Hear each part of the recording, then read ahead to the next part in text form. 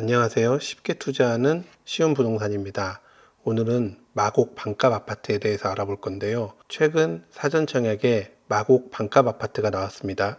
그런데 여기에 토지세 월 70만 원이 별도라는 사실 혹시 알고 계셨나요? 이번에 드디어 10-2 건물만 분양주택 마곡의 사전청약을 시작합니다. 위치를 한번 볼게요. 서쪽이 김포공항이고요. 이쪽이 마곡입니다. 이번에 사전 청약을 하는 곳은 마곡 10-2 이쪽에 있고요. 바로 옆에 마곡의 대장 중 하나인 마곡 13단지 힐스테이트 마스터가 있습니다. 그리고 지하철역은 5호선 마곡역 송정역이 있고요. 그 다음에 북쪽으로는 마곡 나루역, 공항철도역과 9호선이 있습니다. 바로 옆에 초등학교와 중학교가 있어서 학군도 굉장히 좋은 곳이라고 할 수 있습니다. 그럼 마곡 사전청약의 개요를 보도록 하겠습니다. 이번 마곡 10-2단지는 총 건설호수는 577호인데요. 이번에 사전청약을 260호가 이루어집니다. 그리고 공급은 청년 39, 신혼부부 104, 생애최초 65, 그리고 일반 공급이 52세대가 나오는데요. 추정주택 분양 가격, 즉 이거는 본청약이 아니기 때문에 사전청약의 추정 분양 가격은 3억 1119만 원입니다. 그런데 여기서 충격적인 사실은 토지는 토지 임대료를 반드시 내야 된다는 겁니다. 그래서 매달 69만 7,600원에 토지 임대료를 내야 합니다. 그러나 보증금을 1억 464만 원을 내면은 월 34만 8,800원의 임대료로 낮출 수가 있습니다. 이게 무슨 뜻인지 한번 보도록 하겠습니다. 여기 보면은 토지와 아파트가 보이죠. 보통 토지 위에 아파트를 짓기 때문에 토지 따로 아파트 따로 재산이 형성되어 있습니다. 그런데 이 토지는 바로 나라 소유라는 거죠. 마곡 10-2의 경우에는요. 그리고 오른쪽에 보이는 이 아파트는 개인 소유가 되는 겁니다. 그래서 개인 소유로 분양을 받기 때문에 분양 가격은 3억 1천만 원을 나라에다가 내고 이 아파트를 분양을 받는 겁니다. 그런데 이 땅은 나라 소유잖아요. 그렇기 때문에 한 달에 70만 원씩의 땅 임대료, 즉 지료를 내고 받는 거고요. 거기에 보증금을 넣으면은 월 35만 원으로 줄일 수가 있는 겁니다. 그럼 장점이 있고 단점이 있을 것 같은데요.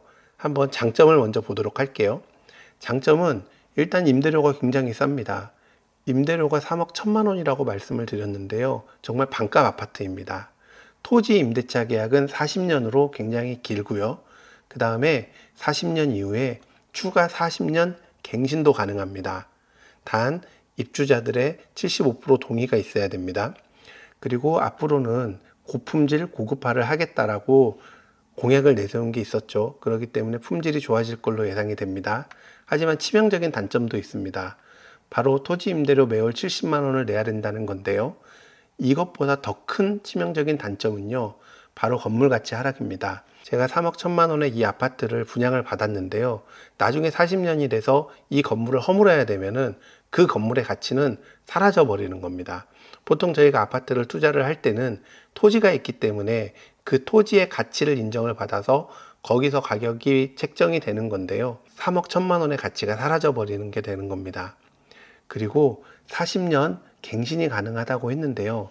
40년 되는 시점에 재건축을 하려고 하면은 땅은 입주자들의 소유가 아니기 때문에 굉장히 많은 분쟁이 생길 겁니다. 그래서 40년 재건축은 현실적으로 불가능하게 될 것이라서 3억 1천만 원은 40년 뒤에는 없어지는 돈이 될 겁니다. 그리고 마지막으로 거주 의무 기간이 5년이 있기 때문에 5년 이후부터 다른 사람에게 양도가 가능합니다. 고덕강일 3단지도 토지 임대부 분양주택을 했었는데요. 인기가 굉장히 높았습니다.